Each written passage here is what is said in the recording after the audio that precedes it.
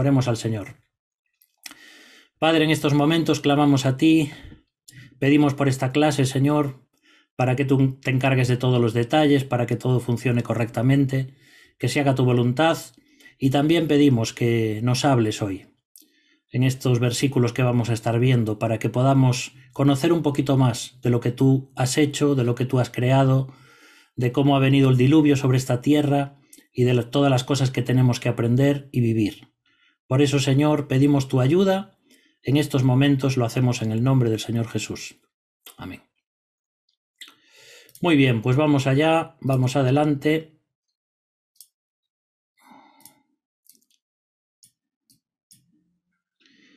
Si os acordáis, el martes pasado hemos visto cómo Dios estaba encargando a Noé la construcción del arca. Comenzábamos así, seguíamos el capítulo 6 y veíamos cómo era algo tremendo lo que Dios le había encargado a este hombre, ¿no? Vimos un hombre de fe. Lo que vamos a ver hoy es, ya comenzando en el capítulo 7, cómo todo se prepara, pasan esos años desde que Dios le da esta orden a Noé, y vamos a ver cómo se van cumpliendo todas las cosas y palabras y profecías que Dios había dicho, ¿no?, en cuanto al juicio. Así que vamos a comenzar ahí en el capítulo 7, versículo 1. Génesis 7, 1. Dice: dijo luego el Señor a Noé: entra tú y toda tu casa en el arca, porque a ti he visto justo delante de mí en esta generación. Si os acordáis, Noé y su familia, junto con sus hijos, eran los únicos que creían en Dios en esos momentos. Y es tremendo pensar en que la humanidad había llegado a tal extremo y a tal caos que hasta solamente una familia era aquella que creía en Dios, ¿no?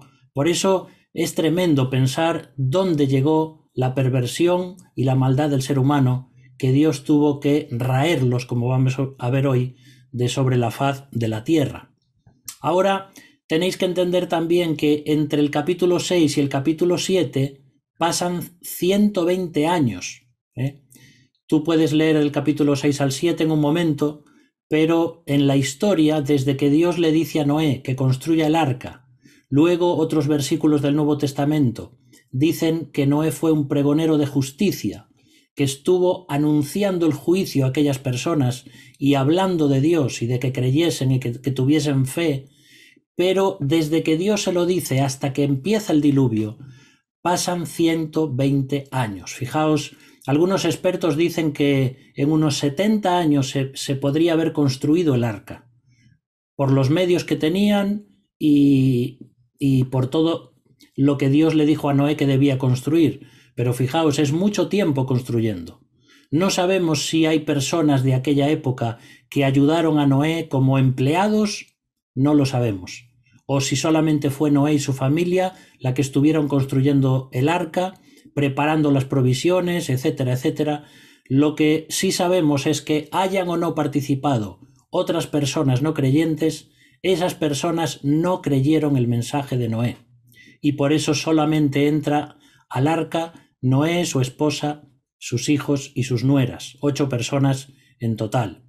Ahora, Dios lo que hace aquí es darle una semana más de gracia a Noé y a toda aquella humanidad, porque dice dentro de 7 días, así que quedaba una semana para el juicio. Y esto me hizo pensar en la semana 70 de Daniel. No estoy diciendo que esto tiene que ver con la semana 70. Es simplemente algo que me recuerda. Si sabéis o hemos estudiado algo en Apocalipsis y en Daniel, la semana 70 de Daniel, que es la última de las profecías de Daniel, se dice que esa va a ser la semana del juicio, porque va a ser la semana de la tribulación sobre la tierra. Y después vendrá Cristo. Entonces, de la misma forma, aquí es como si estuviese Dios dando 7 días más, una semana más, para que la gente se arrepienta, porque va a venir el juicio. Pero esto es simplemente algo, por decir así, anecdótico, que igual uno en su imaginación se deja llevar y parece que las cosas cuadran, pero de ninguna forma estamos diciendo que esto que esto encaja con la semana 70 ni con la escatología. Son simplemente a veces cosas que surgen de la Escritura y que te hacen pensar en otras, ¿no? Por eso ahí vemos cómo Dios le dice a Noé: tú y toda tu casa. Algo también importante, porque cuando un hombre como Noé decide creer en Dios, decide tener fe, a pesar de no saber lo que iba a pasar, de no saber los detalles de todo eso, este hombre y su mujer también tuvieron que tener una gran influencia sobre sus hijos. No vemos aquí una familia donde los hijos estaban sin creer en Dios o donde los hijos estaban aparte, sino que era una familia unida, una familia creyente, una familia que creía en Dios, que tenía temor de Dios y que estaba obedeciendo a Dios. Por eso la gran influencia de un padre, de una madre en la familia. No son matemáticas el hecho de que si nosotros como padres criamos a nuestros hijos en los caminos de Dios, ellos van a seguirlos. Generalmente sucede así, pero no son matemáticas ni son promesas de Dios. Lo que sí sabemos es que cuando uno encamina su casa y su hogar hacia el Señor, probablemente esos hijos y esas familias y esas personas en las cuales estamos influyendo van a tener también temor del Señor. Y eso lo vemos cada uno de nosotros en nuestras familias cristianas. Entonces, aunque tú seas el único creyente en tu familia, no por eso te desanimes. Sigue confiando en el Señor, sigue sembrando la semilla del Evangelio, sigue hablando de la palabra de Dios, y a veces sin palabras, simplemente con el ejemplo, con la actitud, con el amor por tus familiares, vas a conseguir que esas personas puedan creer en Dios, si ellos quieren. Porque a fin de cuentas es decisión personal de cada persona creer en Cristo Jesús. Como digo siempre, Jesús estuvo 3 años preparando a sus discípulos, Judas estuvo escuchando durante 3 años el Evangelio de la boca del mismo Dios, y sin embargo Judas Iscariote no se convirtió, no creyó en Dios, porque él lo que quería era beneficio económico de estar con Jesús.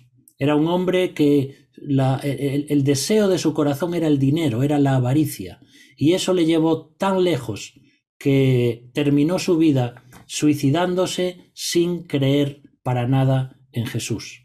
Por eso que depende de nosotros el hecho de sembrar la palabra, pero la decisión es de la persona.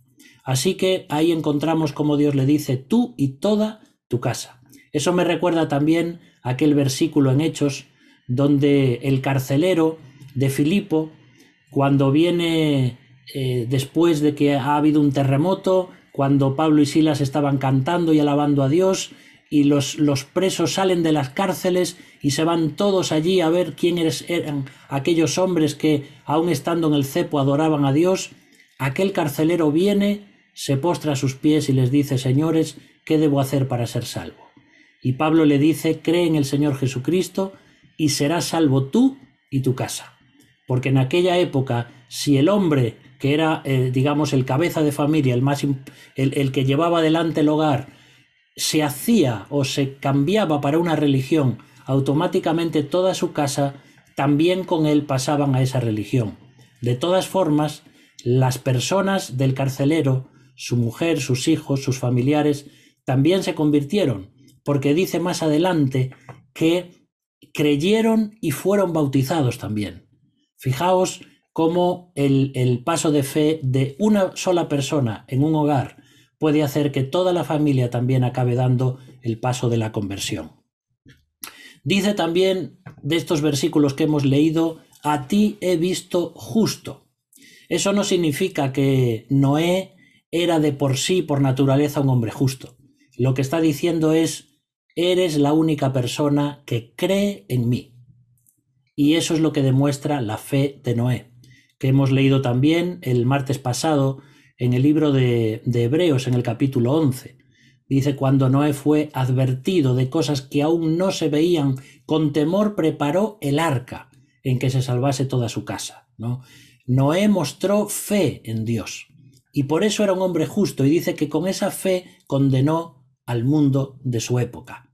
Por eso Dios escoge a esta familia justamente porque era una familia creyente, y es una invitación a entrar en el arca. Por eso llega el momento en el que Dios dice, es el momento de entrar. Después de 120 años y después de esta semana es el momento de entrar al arca. Y esto también nos habla del Evangelio, ¿verdad? Si vamos a Mateo capítulo 7, versículos 13 y 14 nos dice el mismo Jesús, entrad por la puerta estrecha, porque ancha es la puerta, y espacioso el camino que lleva a la perdición, y muchos son los que entran por ella, porque estrecha es la puerta y angosto el camino que lleva a la vida, y pocos son los que la hallan. Y de la misma forma, aquella generación de Noé fue una generación que iban por la puerta ancha del mundo, de los placeres, de la violencia, de la injusticia, de la inmoralidad, y no querían ver aquella puerta estrecha del arca.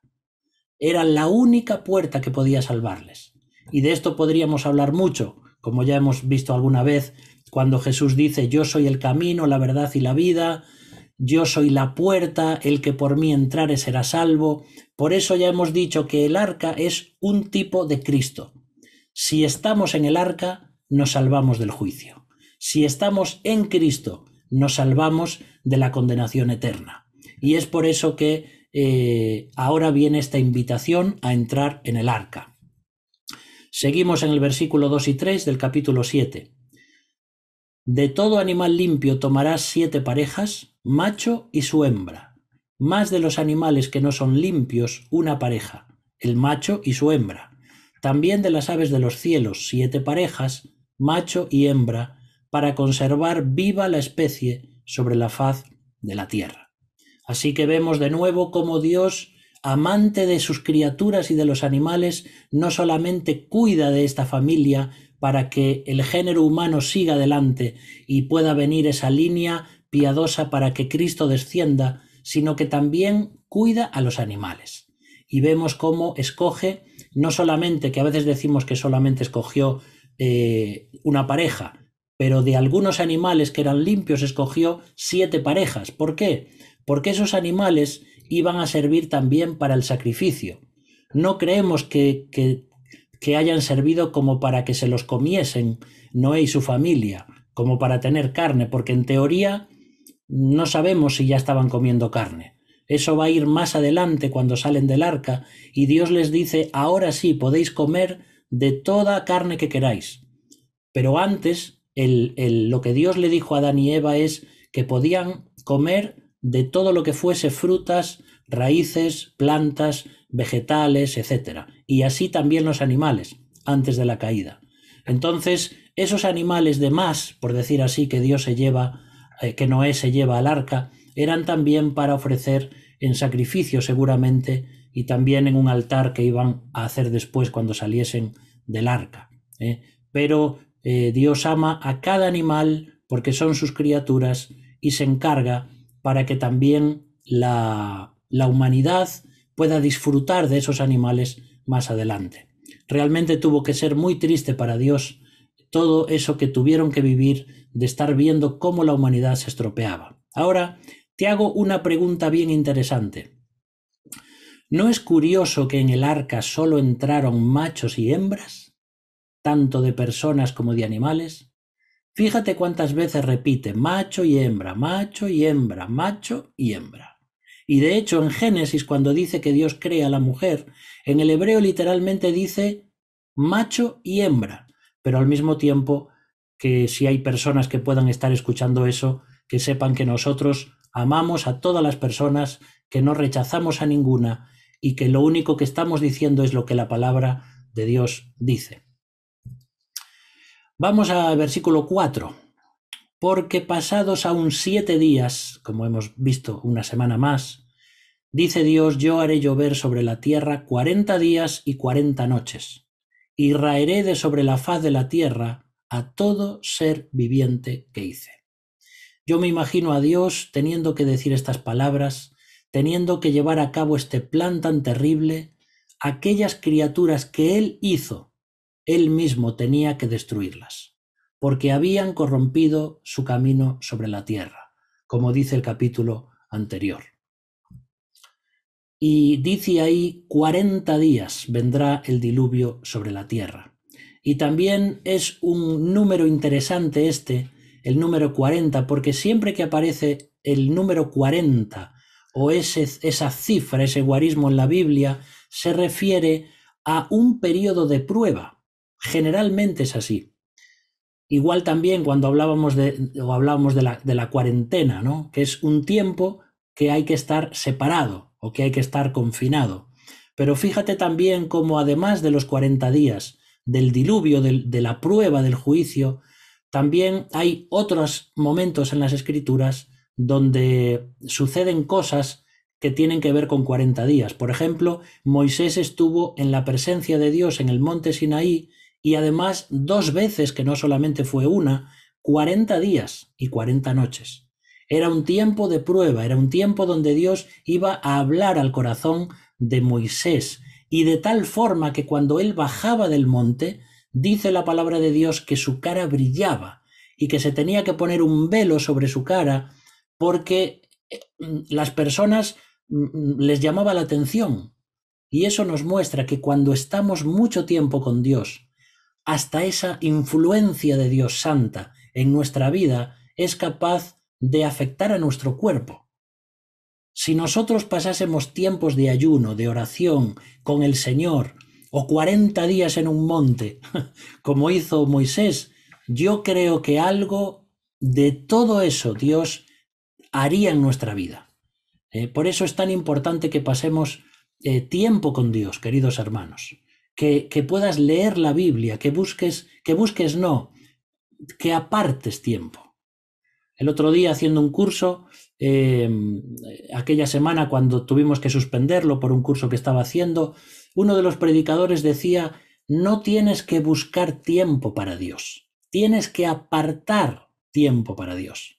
Y me encantó esta frase, hermanos, porque a veces la gente dice: no tengo tiempo, busco tiempo y no tengo tiempo. No, es que no se trata de buscar, se trata de apartar de las prioridades, de decir, bueno, yo voy a dedicar esta media hora o estos 15 minutos al Señor.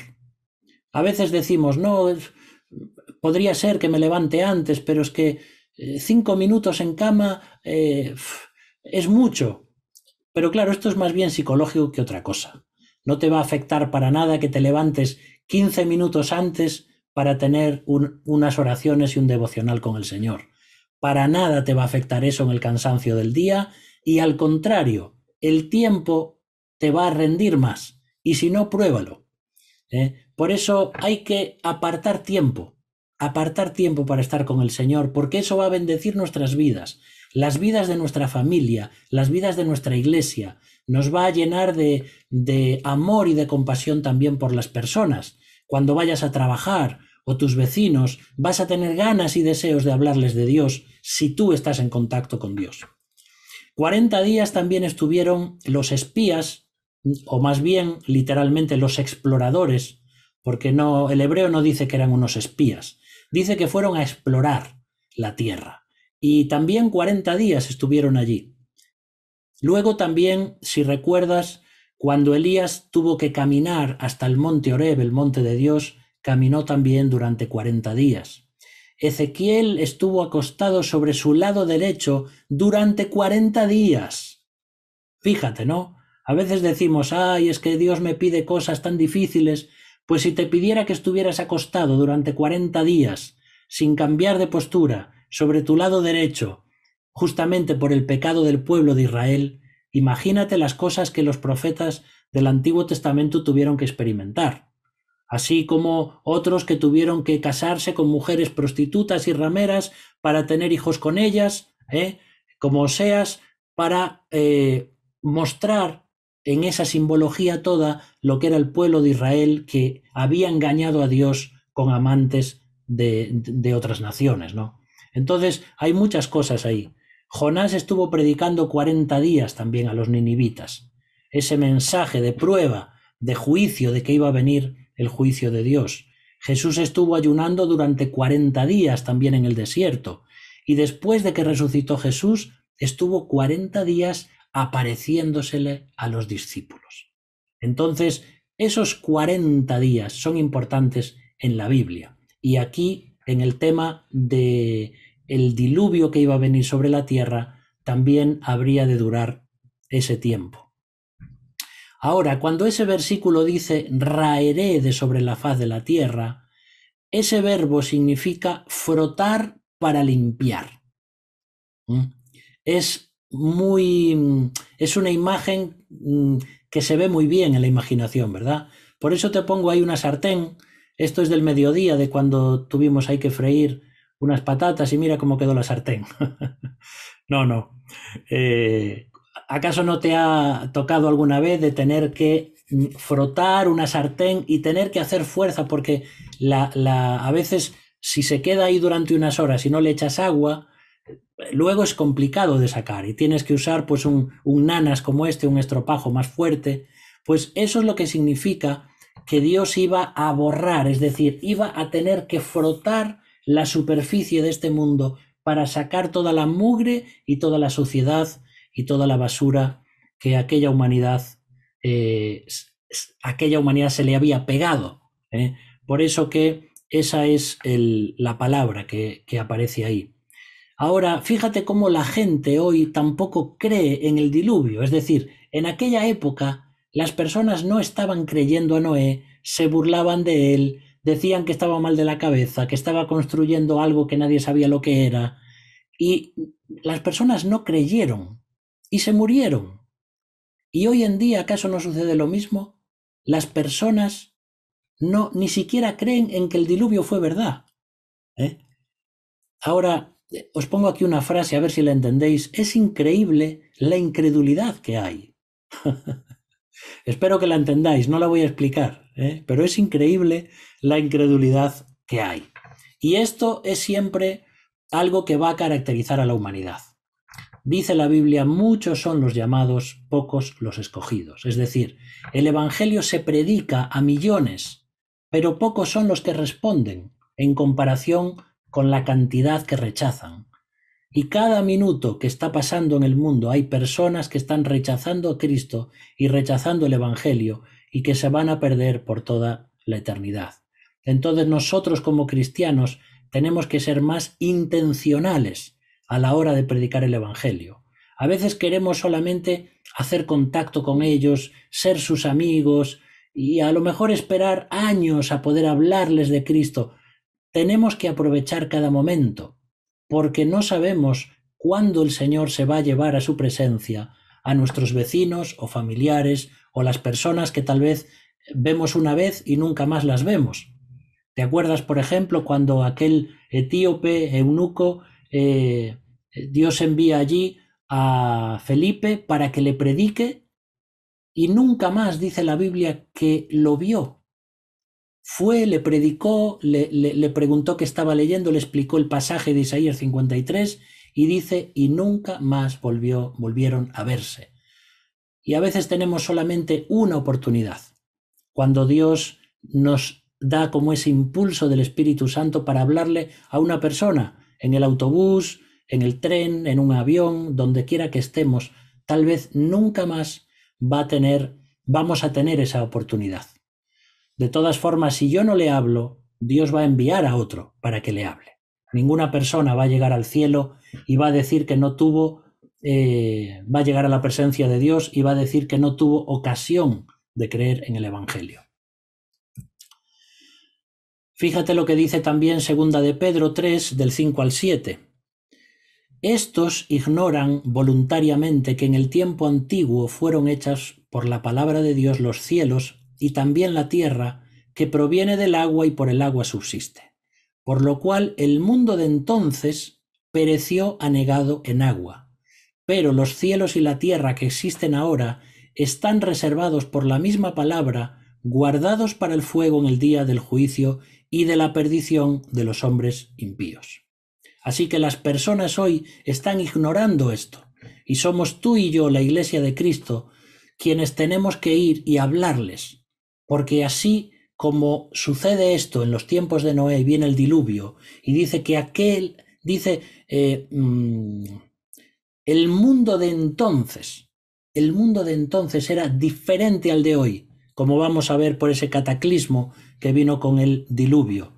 Nosotros tenemos que estar también anunciando el juicio y hablando a los demás de Cristo.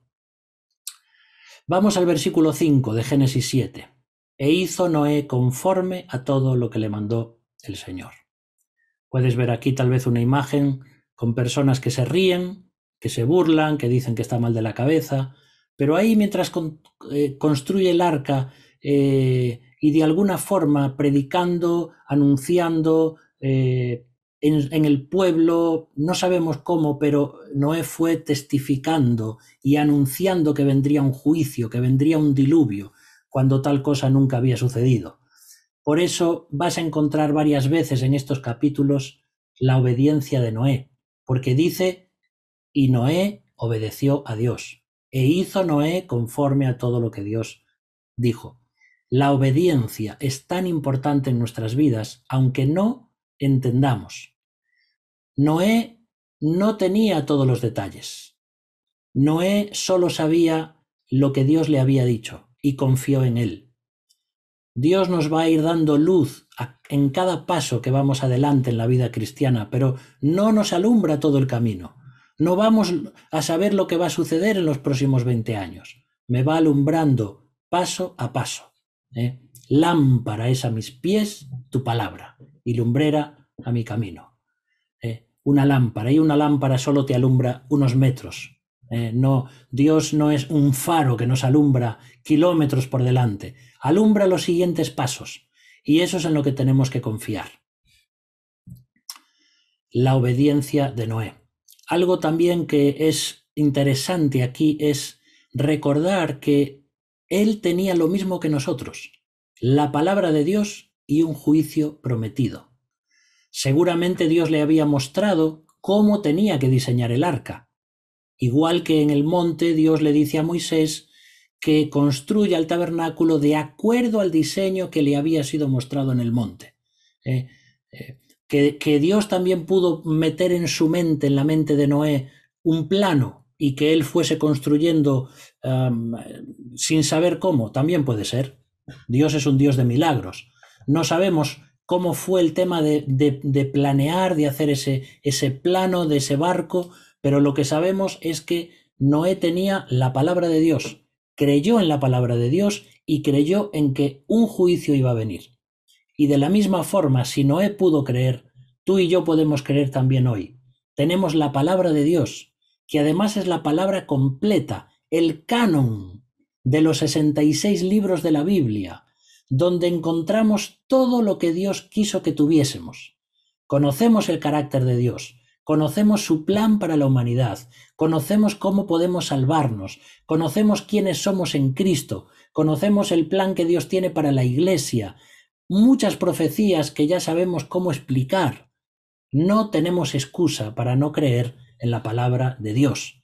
Y aunque no sabemos todos los detalles, aunque a veces Dios se lleva a personas a su presencia que se suponía que no deberían irse, aunque estamos en medio de una pandemia y no entendemos por qué Dios lo permite, la fe es lo que hace la diferencia.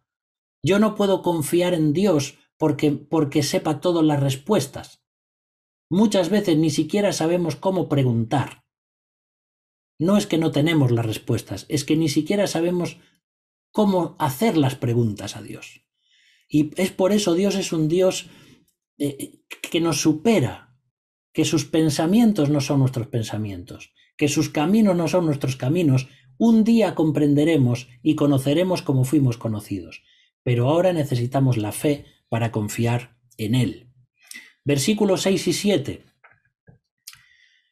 Era Noé de 600 años cuando el diluvio de las aguas vino sobre la tierra. Y por causa de las aguas del diluvio, entró Noé al arca, y con él sus hijos, su mujer y las mujeres de sus hijos. Así que posiblemente, si a 600 le quitas 120, ya puedes saber que Noé tenía 480 años, más o menos, cuando Dios le dijo que construyese un arca y que el diluvio vendría. y esos 120 años estuvo predicando. Fíjate vivir 600 años, ¿no? Tremendo. 600 años. Y ahí dice que el diluvio llegó y las aguas hicieron que Noé tuviese que entrar al arca, así como toda su familia. Mira qué imagen más bonita. ¿No te daría ganas de tenerlos como mascotas, eh? Bueno, estas son unas fotos de National Geographic de un hombre que no recuerdo ahora el nombre. Joel Sartore, me parece que se llama, que es un famoso fotógrafo que está intentando hacer con fotografías una especie de arca de Noé para que eso quede como recuerdo de muchos animales que hoy están en periodo de extinción. Por ejemplo, estos zorros que ves aquí son zorros del desierto, ¿eh? Y están en peligro de extinción. Tienen las orejas muy grandes porque las han desarrollado así no solamente para escuchar, sino también por el tema del calor. Esas orejas grandes les ayudan a refrigerarse, ¿eh? Y este hombre lo que hace es sacar fotos, pero fotos de estudio. Veis que ahí, bueno, si tú supieras un poco de fotografía, verías que en el reflejo de los ojos de esos zorros hay varios flashes y varios focos de luz diferentes, hay toda una cortina negra detrás, entonces hace unas fotos casi de estudio con animales para que queden ahí como recuerdo, ¿no? Porque, como estamos diciendo, quién sabe dentro de 50 años los animales que vamos a tener, ¿no? Así que de dos, la pareja entran en el arca junto con Noé. Versículo 10 del capítulo 7. Y sucedió que al séptimo día las aguas del diluvio vinieron sobre la tierra.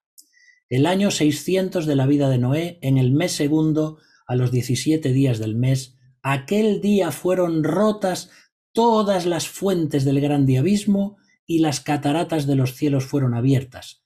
Y hubo lluvia sobre la tierra 40 días y 40 noches. A lo mejor puedes pensar, bueno, tampoco fue para tanto, ¿no? 40 días lloviendo, ya hay, aquí en Galicia muchos más días estuvo lloviendo sin parar. Pero claro, la lluvia que cayó en aquel diluvio no tenía nada que ver, no era realmente una lluvia, era un completo aguacero que ya no sabemos si habrá caído granizo, no sabemos lo que fue, pero sí sabemos que por centímetro cúbico lo que estaba cayendo del cielo y lo que estaba saliendo de la tierra, como vamos a ver ahora, fue una catástrofe mundial. Llega el día del juicio, porque Dios, cuando dice que va a venir un juicio, el juicio llega. En el momento en el que tiene que ser, en el momento en el que tiene preparado, Dios cumple su palabra. Porque Dios no es hombre para que mienta, dice la palabra de Dios. Hemos visto muchas veces estudiando el Apocalipsis cómo Dios cumple exactamente lo que promete, cómo Dios es soberano, cómo Dios tenía preparado. Si tú vas, por ejemplo, al libro de Jonás, me viene ahora a la mente, vas a ver allí cómo Dios prepara un pez para Jonás, Dios prepara una calabacera para darle sombra a Jonás, Dios prepara un gusano para que pudriese la calabacera, Dios prepara y así continuamente.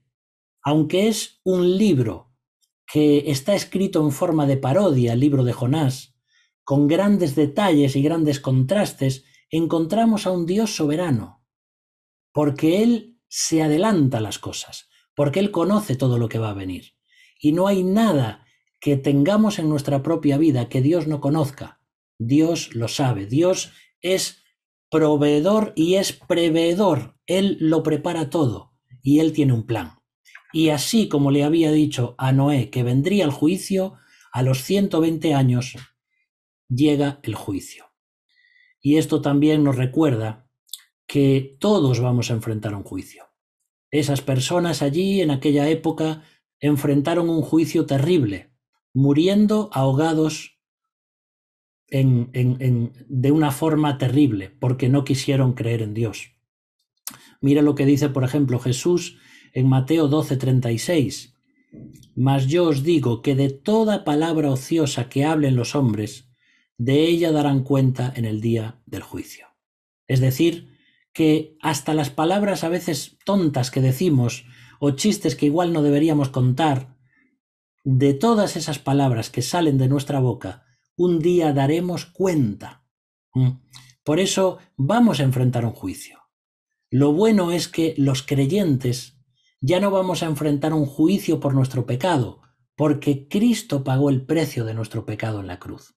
Pero sí vamos a enfrentar el juicio de nuestras obras como creyentes. Como dice 1 Corintios, que vamos a estar en el tribunal de Cristo, para que cada uno reciba según lo que haya hecho mientras estaba en el cuerpo, sea bueno o sea malo. Si edificamos con madera, con heno y hojarasca, vamos a perder las recompensas. Si edificamos con oro, plata y piedras preciosas, ante la mirada de fuego de Cristo, esas obras van a permanecer y vamos a recibir recompensas. Entonces, todos vamos a enfrentar un juicio. Pero las personas que no creen en Dios, el juicio que van a enfrentar va a ser de condenación. Y de eso lo vimos también al final del libro de Apocalipsis, cuando allí en la segunda resurrección resucitan los no creyentes, se abren los libros y se abre el libro de la vida y se ve que su nombre no está escrito allí porque nunca han creído en Cristo. Y automáticamente son lanzados al lago de fuego junto con Satanás, el anticristo y el falso profeta. Y serán atormentados por los siglos de los siglos. De hecho, sabes que no se le llama vida eterna a la vida del incrédulo en el infierno. La vida eterna es solo para el creyente, para definir que una vida eterna es la que se vive con Cristo en la eternidad. Pero para los incrédulos, aunque también va a ser algo eterno, no va a ser vida en absoluto, va a ser condenación. Esa es la gran diferencia. También dice Primera de Juan 4:17, en esto se ha perfeccionado el amor, en nosotros, para que tengamos confianza en el día del juicio. Es decir, cuando tengamos que ponernos cara a cara con el Señor y comencemos a llorar al darnos cuenta, primero de alegría porque vamos a estar en la presencia de Dios y segundo tal vez de tristeza porque no hemos aprovechado el tiempo en la tierra como deberíamos, pero vamos a ir con toda confianza porque el Señor ya ha pagado el precio por nosotros y ya nos va a decir, buen siervo y fiel, entra en el gozo de tu Señor, si aplicamos ese versículo a nosotros como iglesia, ¿no? Así que llegará el día del juicio, pero nosotros los cristianos que estamos bajo la sangre de Cristo, estamos en Cristo ya como santos y no tenemos que tener ningún temor porque lo mejor está por venir y aquello va a ser realmente grandioso. Ahora, en ese versículo de Génesis, cuando dice ahí que se rompen todas las fuentes del grande abismo, esto está hablando del interior de la tierra. Luego vamos a ver cómo se abren las cataratas de los cielos, pero ahora lo primero que sucede es que se rompe, por decir así, el interior de la tierra y entonces comienza una serie de movimientos sísmicos. El diluvio no fue solamente lluvia fuerte que caía. El diluvio fue trastocar todas las capas geológicas terrestres, porque los movimientos, por ejemplo, terremotos, maremotos, tsunamis, todo eso junto vino en esta tierra con el tema del diluvio. Por eso, del interior de la tierra salía el agua que iba provocando movimientos sísmicos y además caía un aguacero terrible de arriba. Era como si el mundo estuviese tipo sándwich, aplastado por el agua de arriba y por el agua de abajo. Ni un solo ser vivo que respirase por la nariz vivió. Eso es lo que nos dice la palabra de Dios. Los únicos que vivieron fueron los seres vivos del mar, y muchos seguramente habrán muerto también por lo terrible y violento de lo que sucedió ahí. Aquí también tiene que ver todo el tema de lo que sucede con las formaciones geológicas. Es decir, posiblemente en la época de Noé el mundo era más o menos plano, había montes, pero no montes muy altos. No estamos diciendo, como vamos a ver después, que en la época de Noé ya estaba ahí el Everest, de 8.850. Y no me corrijas, no digas, no, son 8.848, sí, ya os lo dije alguna vez. Esto nos lo enseñaron hace años cuando estudiábamos, pero ahora al medirlo con GPS, el Everest tiene 2 metros más, ¿vale? 8.850. Ese monte no existía en la época de Noé. Ese monte seguramente se produjo, igual que muchas de las cordilleras, en los Andes o las cordilleras asiáticas, etcétera, cuando todo lo que son las placas terrestres y geológicas, al chocar una con otra, fueron haciendo montañas muy grandes. Esto te lo puede explicar un geólogo. Yo no soy geólogo. Entonces, el diluvio de Noé fue algo tremendo que ni siquiera nos lo podemos imaginar. Por eso leímos antes la tierra que había antes, dice Pedro. La tierra que había antes, porque aunque es la misma tierra, fue realmente, como se dice ahora, con estos, cuando compras un aparato que está, no me sale la palabra ahora, no funciona bien, entonces lo vuelven a pues no me sale la palabra. Reacondicionado, ahí está la palabra. Gracias, seguramente que alguno de vosotros lo dijo y lo escuché así por internet. Pues Dios lo que hizo fue algo parecido. Es decir, el mundo que tenemos hoy es un mundo reacondicionado, porque lo que era antes no es. Y todas esas formaciones geológicas seguramente se dieron debido a todo este tema del diluvio. Mira, te voy a leer una frase de una investigación que ha hecho prácticamente, no hace ni 2 años, la investigación de la Facultad de Matemáticas y Física de la Universidad de Londres. Mira lo que dice. El núcleo de la Tierra contiene su mayor reserva de agua. Puede haber unos 5 océanos en su interior y el agua estaría presente diluida en el hierro fundido. ¡Wow! Esto es increíble. Es decir, que hay personas que se preguntan, ¿de dónde sale el agua de la Tierra? Bueno, sale del interior de la Tierra. Por eso cuando uno hace un pozo hay agua, por eso hay minas de agua, hay lugares donde hay fuentes naturales. El agua surge del interior de la Tierra y además del núcleo, por lo que están investigando ahora.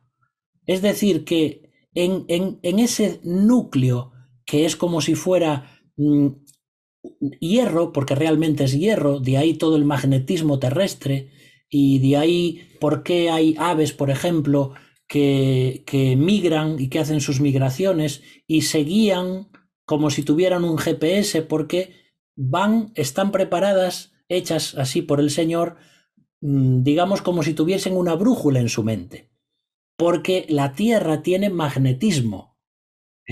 Entonces, de ese hierro fundido que está ahí a una gran profundidad y a una gran temperatura, dice que ahí mismo está el agua diluida.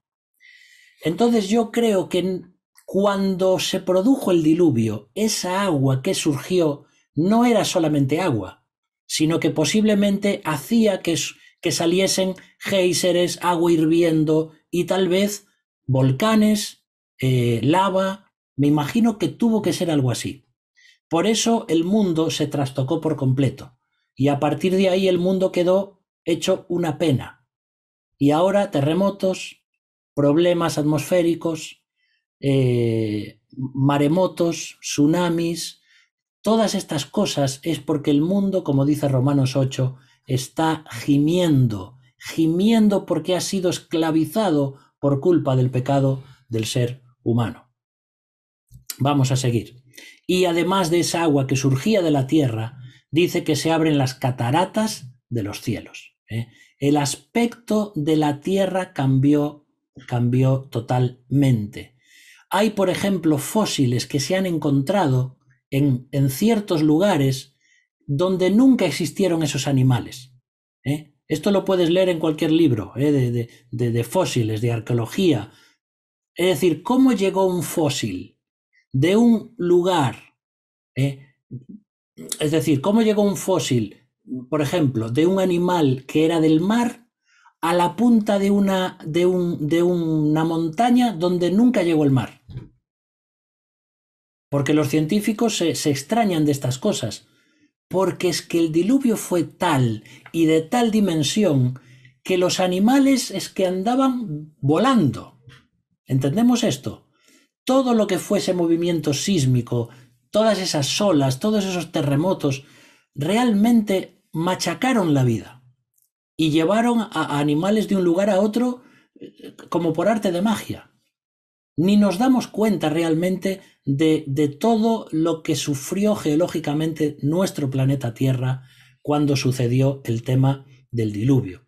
Y mientras, imagínate a Noé y a su familia flotando encima de todo eso, ¿no? Cómo Dios los protegió, porque a veces uno puede preguntarse cómo sobrevivió el arca sobre las aguas. Dios los cuidó. Otra cosa más que aún nos puede poner más los pelos de punta. Dice la Agencia Espacial Europea en el año 2017, dice, la sonda que se llama Mars Express de la Agencia Espacial Europea obtiene imágenes de los rastros de un diluvio catastrófico que afectó al planeta rojo hace 3.500 millones de años. Ahora, no estoy diciendo que los cráteres y todas esas huellas de ríos que hay en el planeta rojo, en Marte, fueron creadas por el diluvio. Posiblemente esto también se debió a la creación cuando Dios creó todas las cosas. Pero, ¿y si el agua que vino sobre la Tierra no venía solamente de la capa de la atmósfera? ¿Y si las cataratas de los cielos se refieren a algo mucho más grande? No lo sabemos. Ahora, lo que sí dicen los científicos es que en Marte hay vestigios de diluvios catastróficos que sucedieron. Así que todas estas cosas nos tienen que hacer pensar en que algo mucho más grande de lo normal sucedió con el diluvio. Vamos al versículo 13. En este mismo día entraron Noé y Sam, espero que no esté Sam, ¿no? Noé y Sem, Cam y Jafet, hijos de Noé, la mujer de Noé y las 3 mujeres de sus hijos con él en el arca. Ellos y todos los animales silvestres según sus especies y todos los animales domesticados según sus especies, y todo reptil que se arrastra sobre la tierra según su especie, y toda ave según su especie, y todo pájaro de toda especie. Vemos entonces cómo Dios trae a todos estos animales, no solamente lo que es la familia de Noé, sino, y ahí va hablando de diferentes tipos de animales, animales domésticos, animales salvajes, y luego animales en cuanto a reptiles, en cuanto a aves, y fijaos como dice siempre, según su especie, según su especie.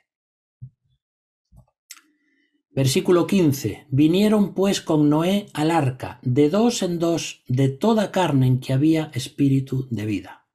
Y los que vinieron, mira lo que dice, macho y hembra, de toda carne vinieron, como le había mandado Dios.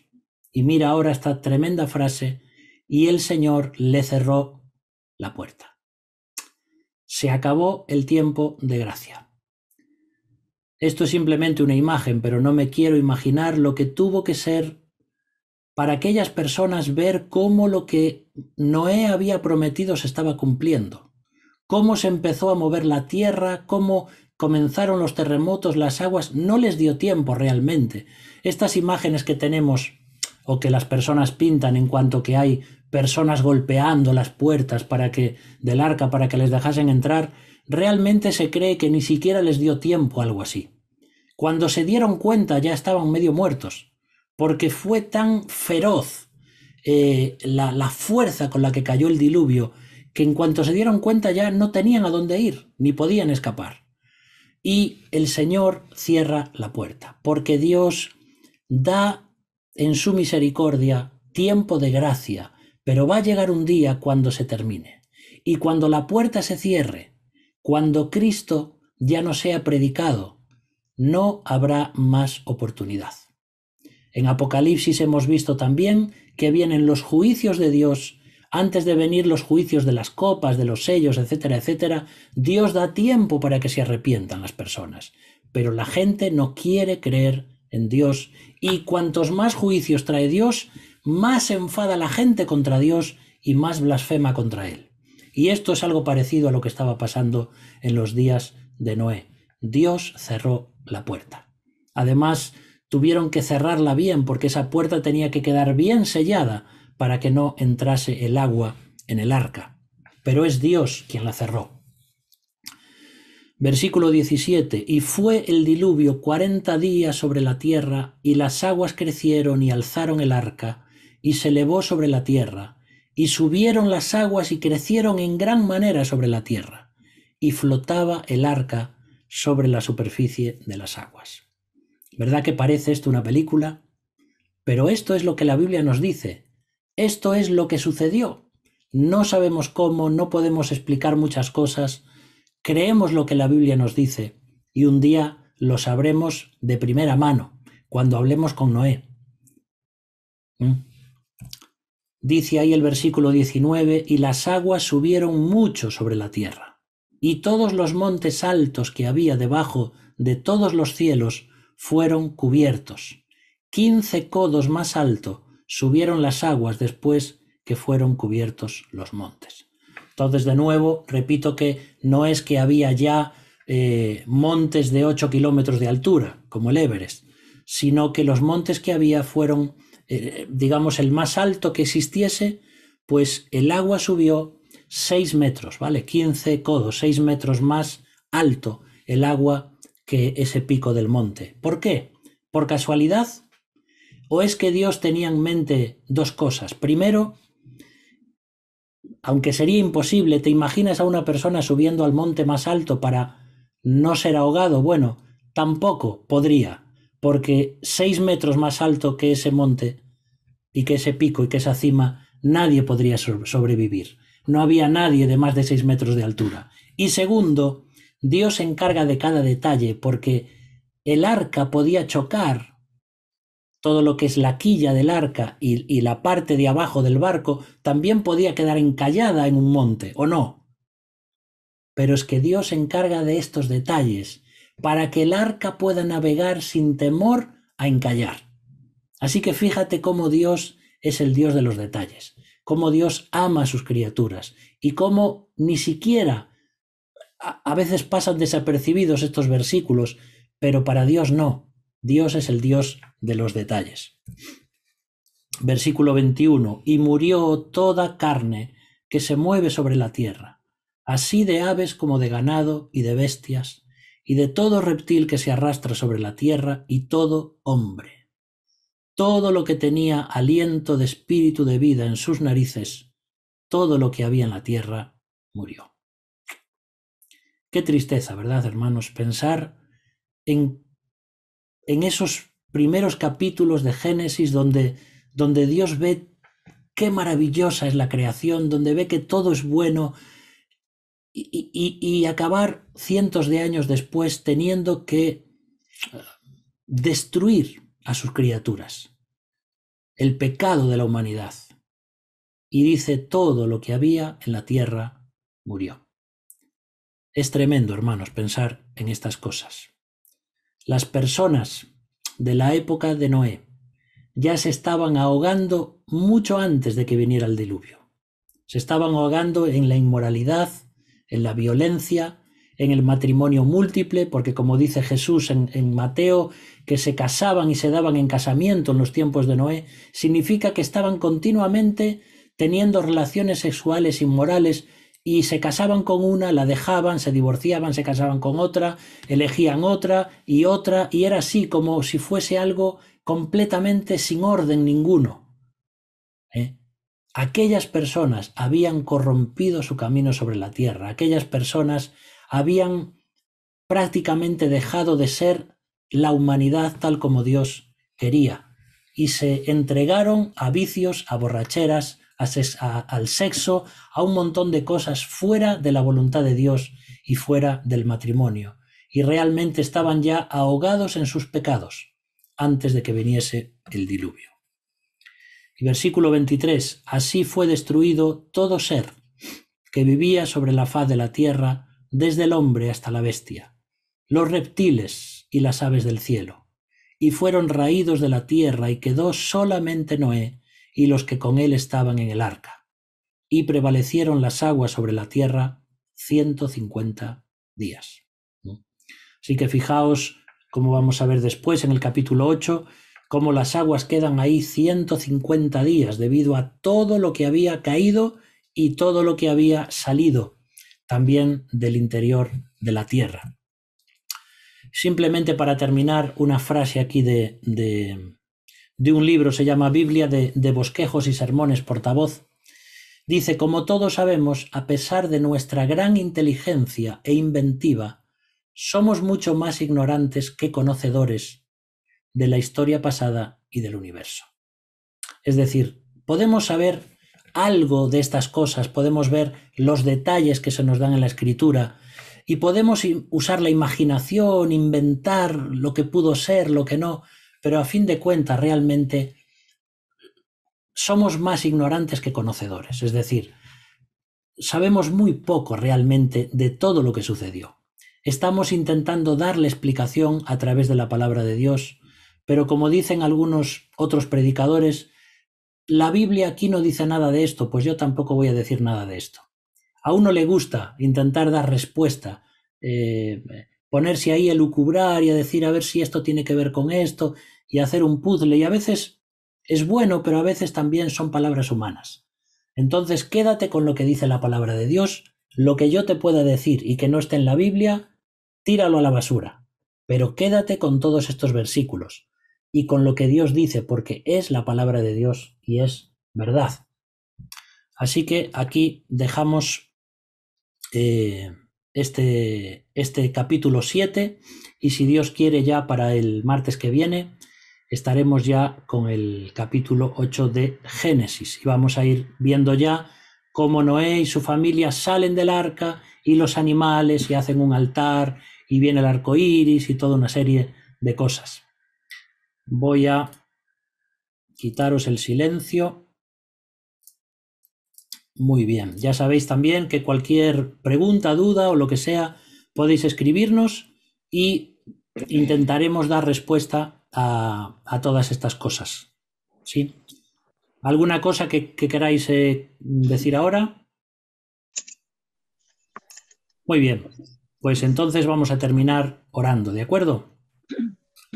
Gracias, Padre, por este tiempo juntos, gracias por hacer que toda la tecnología funcionase bien, y también, Señor, te pido que estas cosas que hemos leído hoy en tu palabra, que podamos creerlas de corazón, sabiendo que es tu palabra santa, que tu palabra es inerrante, que tu palabra no tiene fallo, Señor. Y si los tiene es porque nosotros no hemos sabido entenderla o interpretarla. Por eso te pedimos que, así como Noé estuvo predicando el Evangelio, que también nosotros, mientras Cristo no viene y mientras el juicio no viene sobre esta tierra, podamos también, desde nuestras iglesias, desde nuestras vidas, poder hablar a otros de ti, porque sabemos que el juicio viene y que va a ser también terrible. Por eso, Señor, bendice a mis hermanos, a mis hermanas, a cada hogar que está representado aquí, y ayúdanos a vivir todas estas cosas. En el nombre de Jesús, amén.